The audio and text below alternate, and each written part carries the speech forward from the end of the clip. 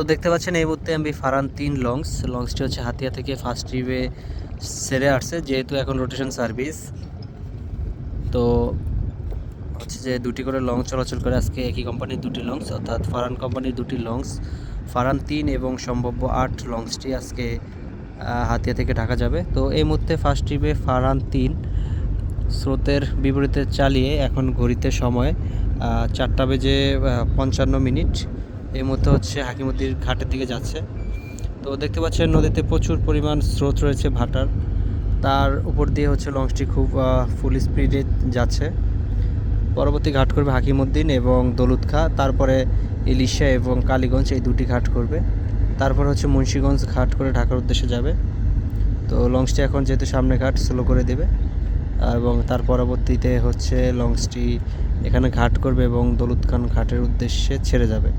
তো দেখতে পাচ্ছেন কি পরিমাণ পানির স্রোত। লঞ্চ মোটামুটি ভালো স্পিডে চালাচ্ছে, কিন্তু সামনের দিকে হচ্ছে কম এগোচ্ছে। তো এই ছিল আপনাদের জন্য আমার আজকের ভিডিও।